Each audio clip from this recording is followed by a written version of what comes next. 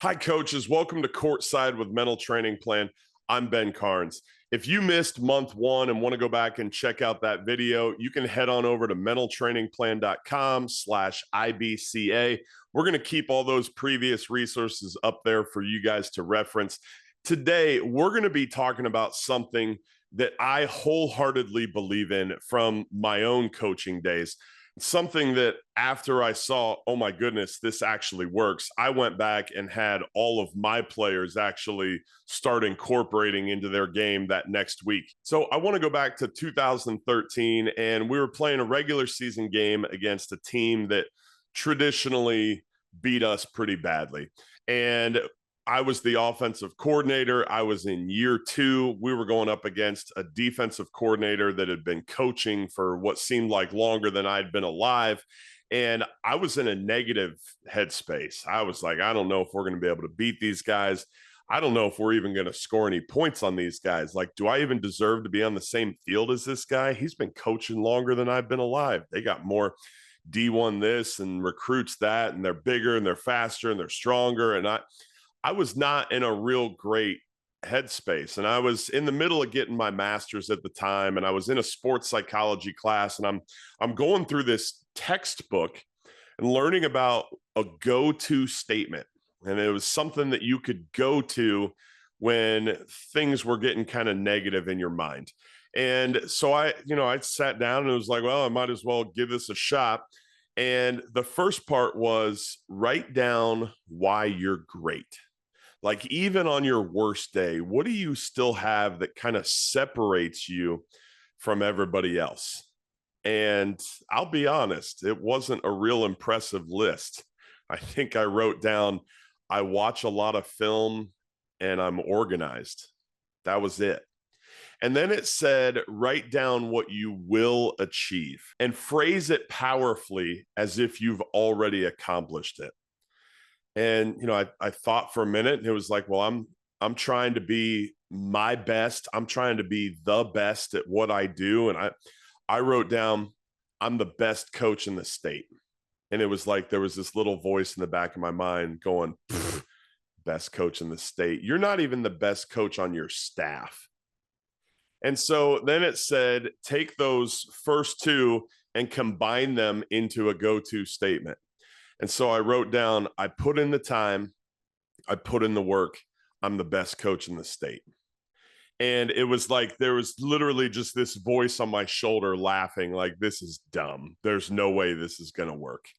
And then it said, say it 50 times a day. And I was like, 50 times a day? Is this actually going to do anything?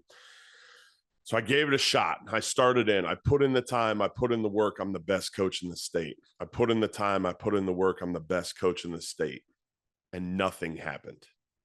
And by the end of the day, Tuesday, I did it again. Still nothing happened. By the time Wednesday rolled around, that little voice in the back of my mind was like, you do put in a lot of time. And by the time game day rolled around, that little voice in the back of my mind was like, forget those guys. Let's go play the game. And we went out, we scored a ton of points. We lost the game. Neither of those mattered. Those were just the results or the outcome. What mattered was I was able to just get out of my own head and go out and do my job.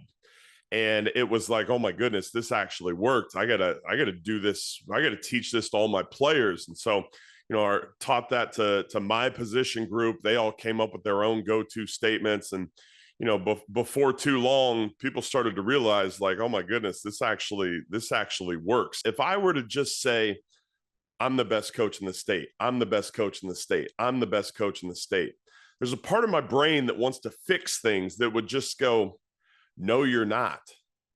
But when I paired it up with, I put in the time, I put in the work, I'm the best coach in the state, that same part of my brain couldn't throw out that first part of the statement.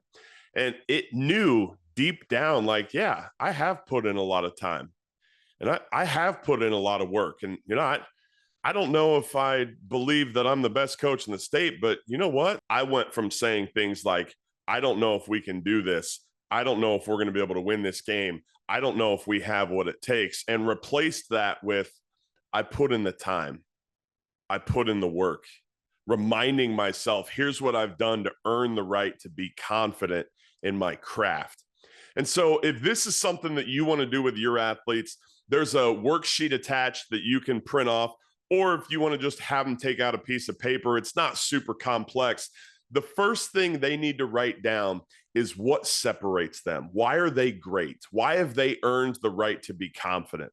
Maybe it's the amount of time that they put in. Maybe it's the amount of work that they put in, or they're the kind of person that's not going to quit when things get difficult. And make sure that your girls aren't writing down things like, I'm a great 3-point shooter, or, make sure your guys aren't writing down things like, I'm automatic at the free throw line. Because if we're having a bad day shooting, we don't want this whole thing to go out the window. But what are the things that are always going to be there? Maybe you're going to work, and you're going to go hard, and you're going to be able to put in effort. And whatever those things are, put them in that first box. And then in the second box, what is it that you need to believe in that big moment? Is it, I'm an unshakable force? Like, other people aren't going to be able to just knock me down or conquer me or walk all over me? Is it, I belong on this court? Is it, I'm the best player in the state? I'm the best player in the country? Like, what are you working towards that you will achieve? And then for the third box, we just kind of combine those. And, obviously we don't want something that's super crazy long, but, maybe I put in the time, I put in the work, I belong on this court.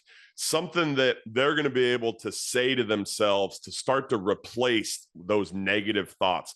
Something that they can go to when things are going negative, or that voice is speaking negative in the back of their mind. If you've got questions or want some more help with this, please don't hesitate to reach out.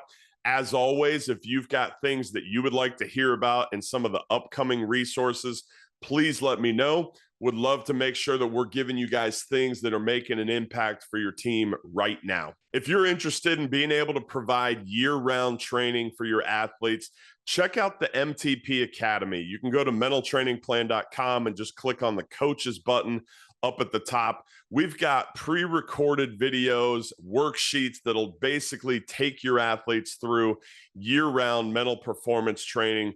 You don't have to be an expert. All you have to do is print the worksheet, play the video, we deliver the content, and then you come alongside your athletes, help them implement their plan, help hold them accountable to what they said they were going to do to take back control of their mind and body so they can perform at their best. Until next time, make your plan and put it to work.